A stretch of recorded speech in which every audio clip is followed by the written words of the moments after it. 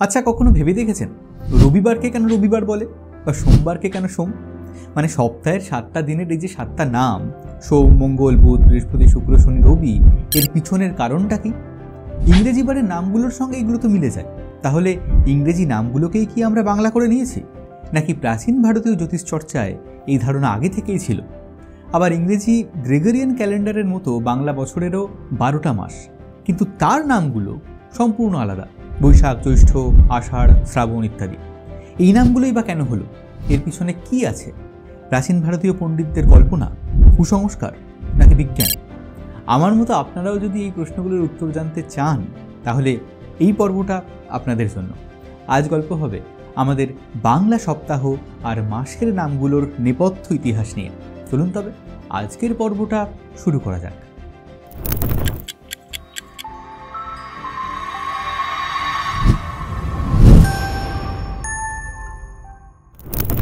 যবে থেকে মানুষ কৃষিকাজ শিখেছে, কৃষিতে উন্নতি করেছে, তখন থেকেই সে দিন, ক্ষণ, মাসের হিসেব রাখতে চেয়েছে। নইলে কোন সময় বীজ লাগাবে, কোন সময় কতটা বৃষ্টি হবে, এগুলো যে গুলিয়ে যাবে। সেখান থেকেই বলতে পারেন ক্যালেন্ডারের পথ চলা শুরু। তবে ঠিকঠাকভাবে ক্যালেন্ডারের ব্যবহার প্রথম শুরু করেছিল মেসোপটেমিয়ানরা, আরও সুনির্দিষ্ট করে বললে ব্যাবিলনীয় সভ্যতার মানুষরা। সেটাও ধরুন আজ থেকে 1000 বছর আগে। তারপর গ্রিস রোমের সভ্যতা হয়ে জুলিয়ান ক্যালেন্ডারের হাত ধরে একটা দীর্ঘ বিবর্তনের মধ্যে দিয়ে এসেছে আমাদের আজকের বিশ্বজুড়ে প্রচলিত গ্রেগরিয়ান ক্যালেন্ডার। কিন্তু বাংলা ক্যালেন্ডার, সেটা এলো কীভাবে? বাংলা ক্যালেন্ডারের পিছনে রয়েছে প্রাচীন ভারতীয় জ্যোতিষ চর্চা, যার সূত্রপাত সিন্ধু সভ্যতার সময় থেকেই। তারা চাঁদ, সূর্যের আবর্তন, ছায়া ঘড়ি এগুলো ব্যবহার করতেন বলে অনুমান করা হয়, কিন্তু তাদের ক্যালেন্ডারের কোনো ডকুমেন্ট আমাদের হাতে নেই। তাই ডকুমেন্টের নিরিখে বলতে গেলে 1200 খ্রিস্টপূর্ব নাগাদ বেদাঙ্গ জ্যোতিষের লাগধমণি, তারপরে 200 খ্রিস্টপূর্বাব্দের পর সূর্য সিদ্ধান্ত, তারপরে ধরুন গুপ্ত যুগে আর্যভট্ট, বরাহমিহির, গুপ্তোত্তর যুগে ব্রহ্মগুপ্ত, এদের হাত ধরেই ভারতীয় পঞ্জিকা বা ক্যালেন্ডার পরিণতি পায়। আর যেহেতু গুপ্ত যুগ থেকে বাংলার সঙ্গে উত্তর ভারতের সাংস্কৃতিক আদান প্রদানটা ব্যাপকভাবে শুরু হয়, তাই বাংলার লোকজ আঞ্চলিক পঞ্জিকার জায়গায় সূর্য সিদ্ধান্ত, পঞ্চসিদ্ধান্ত ভিত্তিক পঞ্জিকার প্রচলন শুরু হয়ে যায়। লক্ষ্য করে দেখুন, এই সময় থেকেই অর্থাৎ 6ষ্ঠ শতকে মোটামুটি 593-94 খ্রিস্টাব্দ থেকে বাংলা ক্যালেন্ডারের যাত্রা শুরু হচ্ছে, বঙ্গাব্দে শুরু হচ্ছে। এবার প্রশ্ন হলো, তখন ক্যালেন্ডার তৈরি হলো কিসের ভিত্তিতে? কিভাবে এলো বাংলা সপ্তাহ ও মাসের এই নামগুলো? শুধু প্রাচীন ভারতে নয়, বিশ্বব্যাপী প্রত্যেক উন্নত সভ্যতাতেই দিন মাসের ধারণা গড়ে উঠেছিল। আর সেটা প্রাথমিকভাবে গড়ে উঠেছিল সূর্য অথবা চাঁদকে দেখে। চাঁদকে দেখে গণনা করা অপেক্ষাকৃতভাবে সহজ, তাই পৃথিবীর প্রাচীন বেশিরভাগ পঞ্জিকায় দেখবেন চাঁদ নির্ভর। রাতের আকাশে খালি চোখে চাঁদকে দেখা যায়। কখনো চাঁদ সবচেয়ে উজ্জ্বল থাকে, নিটল গোল থালার মতো, সেটাকে আমরা বলি পূর্ণিমা। আবার ক্রমশ ক্ষীণ হতে হতে একসময় চাঁদ একেবারে অদৃশ্য হয়ে যায়, সেদিন হয় অমাবস্যা। তারপর আবার একটু একটু করে দেখা যেতে যেতে বাড়তে বাড়তে চাঁদ আবার পূর্ণিমায় রূপ নেয়। চাঁদের এই রূপ পরিবর্তন পর্যবেক্ষণ করেই প্রাচীন ভারতে পক্ষ ও মাসের ধারণা তৈরি হয়েছিল। অর্থাৎ পূর্ণিমা থেকে পূর্ণিমার হিসাবে তখন মাস গণনা করা হতো, যেটা 29.53 দিন। আমরা একটু আগে লাগধ, আর্যভট্ট, বরাহমিহিরদের কথা বললাম। তাঁরা এই গণনাকে আরও পরিণত করেছিলেন এবং পৃথিবীর সূর্যের আবর্তনের ভিত্তিতে সৌর পঞ্জিকাও তৈরি করেছিলেন।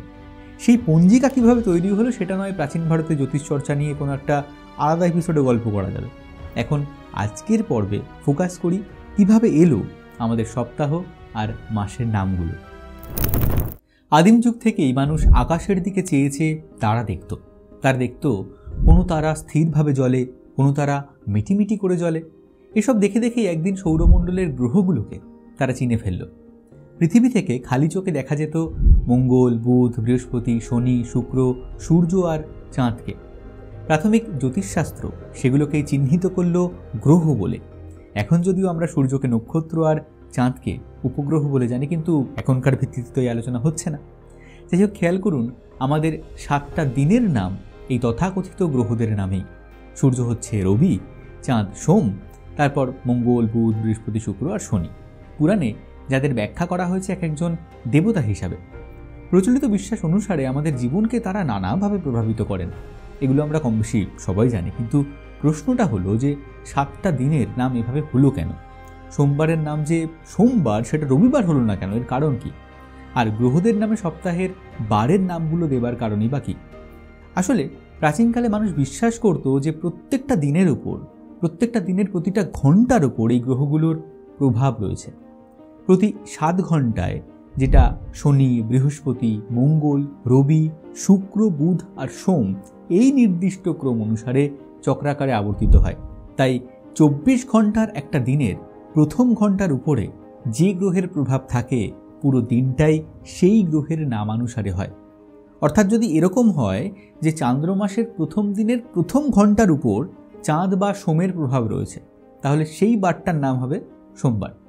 এবার হিসেব করে দেখুন, দ্বিতীয় ঘন্টায় শনি, তৃতীয় ঘন্টায় বৃহস্পতি, চতুর্থ ঘন্টায় মঙ্গল, এরকম করে যদি আমরা 24টা ঘন্টা পার করি, তাহলে 25তম ঘন্টাটা এবার আসবে, সেটা হচ্ছে মঙ্গলের প্রভাবাধীন। তাই সোমবারের পরের দিনের নাম হলো মঙ্গলবার। এভাবেই পরপর তৈরি হলো সপ্তাহের নামের ধারা। এই কারণেই সোমবারের পর বুধবার না হয়ে মঙ্গলবারই হয়। প্রাচীন যুগের এই নিয়ম কিন্তু আজও চলছে। কবে তৈরি হলো এই ধারণা, এটা যদি জিজ্ঞেস করেন, তবে মোটামুটিভাবে বলা যায় যে 3য় থেকে 5ম শতাব্দীতে গুপ্ত শাসনামলে। আশ্চর্য বিষয় হচ্ছে, ইংরেজি সানডে মানডের সঙ্গে বাংলা রবি, সোম হুবহু মিলে যাচ্ছে। গ্রিকরা যে বিষয়ক দেবতাদের নাম অনুযায়ী গ্রহ এবং বারের নামগুলো রেখেছিলেন, এখানেও কিন্তু ঠিক তেমনটাই হয়েছে। এটা হলো কিভাবে? যেভাবে আলাদা আলাদা জায়গায় মানব সভ্যতা আলাদা আলাদাভাবে কিন্তু একই ছন্দে বিকশিত হয়েছে, চাঁদ, সূর্য এগুলোকে কেন্দ্র করে প্রত্যেক সভ্যতাতেই একটা পঞ্জিকা গড়ে উঠেছে। এখানে সাংস্কৃতিক আদান প্রদান যে হয়নি, সেটাও জোর দিয়ে বলা যায় না। তবে সপ্তাহের ক্ষেত্রে নামগুলো মিলে গেলেও মাসের ক্ষেত্রে কিন্তু তেমনটা হয়নি। চলুন এবার দেখি বাংলা মাসের নামগুলো কিভাবে এলো। আমাদের সপ্তাহের এক একটা বারের নাম যেমন গ্রহদের নামে হয়েছে, বৈশাখ, জ্যৈষ্ঠ ইত্যাদি মাসের নামগুলো হয়েছে তেমন নক্ষত্রদের নামে। তবে ব্যাপারটা একটু ভেঙে বলতে হবে, একটু জটিল আর কি। আমাদের পঞ্জিকা সূর্য, চাঁদ, গ্রহ, নক্ষত্র এই সব কিছুর মিশেলে তৈরি। যদি সৌরপঞ্জিকা অনুযায়ী মাসের নাম হতো, তবে তার নামগুলো হতো বিভিন্ন রাশির নামে।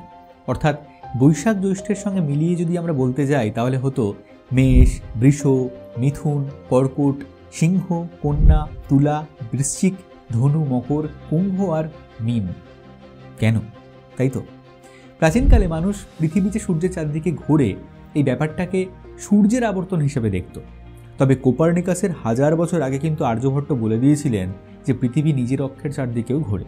যাই হোক, যেই ঘুরুক সেটা এখানে প্রতিপাদ্য নয়। পৃথিবীকে কেন্দ্র রেখে ভাবলে সূর্যের গতিপথ 360 ডিগ্রির, উল্টো দিক থেকে ভাবলেও সেটাই হবে। তো এই 360 ডিগ্রিকে 12 মাসে ভাগ করলে এক একটা মাসে পৃথিবী সূর্যকে ঘিরে 30 ডিগ্রি অতিক্রম করে। তাই তো, ভাগ করলে তাই তো হচ্ছে। এই 30 ডিগ্রি অঞ্চল এক একটা রাশির অঞ্চল। তাই বলা যায় এক এক মাসে সূর্য এক এক রাশিতে থাকে। যখন সূর্য সেই রাশি অতিক্রম করে অন্য রাশিতে প্রবেশ করে, সেই দিনটা হলো সংক্রান্তি। যেমন চৈত্র সংক্রান্তি হলো আসলে মেষ সংক্রান্তি। আমরা কর্কট সংক্রান্তি আর মকর সংক্রান্তি এই নাম দুটোই কিন্তু বেশি করে জানি, কিন্তু প্রত্যেক রাশি পরিবর্তনের সময় অর্থাৎ মাসের শেষ দিন সংক্রান্তি পালিত হয়। তাই বলা যায় সৌরপঞ্জিকা অনুসারে মাসের যদি নাম হতো, তাহলে সেগুলো রাশির নামেই হতো, কিন্তু সেটা হয়নি। বৈশাখ, জ্যৈষ্ঠ ইত্যাদি মাসের নাম নির্ধারিত হয়েছে নক্ষত্র অনুসারে। প্রাচীন ভারতীয় জ্যোতিষশাস্ত্রে 27টা নক্ষত্রকে চিহ্নিত করা হয়েছিল, যেমন অশ্বিনী, ভরণী, কৃত্তিকা, রোহিণী, মৃগশিরা, চিত্রা, বিশাখা, জ্যৈষ্ঠা ইত্যাদি। কিন্তু তার মধ্যে 12টাকে বেছে নেওয়া হয়েছে মাসের নাম হিসাবে। এর পিছনেও একটা কারণ রয়েছে। এখানেও সেই 360 ডিগ্রির একটা কনসেপ্ট রয়েছে। 360 ডিগ্রির পুরো এলাকাটা, তার মধ্যে যদি 27টা নক্ষত্রের অঞ্চলকে ধরা হয়, মানে 27 ভাগে ভাগ করে নেওয়া হয়, তাহলে প্রত্যেকটা ভাগ পড়ে 13 ডিগ্রি 20 মিনিট করে। এবার ভেবে দেখুন, চাঁদ প্রতিদিন পৃথিবীকে একবার তো ঘোরে না, সে একটু একটু করে ঘোরে, এবং চাঁদের একবার পৃথিবীকে ঘুরতে সময় লাগে প্রায় 27.3 দিন। অর্থাৎ একদিনে চাঁদ অতিক্রম করছে 360 ডিগ্রি ভাগ 27, মানে মোটামুটি 13 ডিগ্রি 20 মিনিট, যেটা আগে বললাম। চাঁদ এই যে নক্ষত্রগুলোকে অতিক্রম করছে, কোনো মাসের পূর্ণিমার সময় চাঁদ যে নক্ষত্রমণ্ডলে অবস্থান করে, সেই নক্ষত্রের নামে প্রাচীনকালে মাসের নাম রাখা হয়েছিল। অর্থাৎ চৈত্র মাসে পূর্ণিমার সময় চাঁদ চিত্রা নক্ষত্রের কাছে থাকে বলে সেই মাসের নাম হলো চিত্রা। বৈশাখ মাসে পূর্ণিমার সময় চাঁদ থাকে বিশাখা নক্ষত্রের কাছে।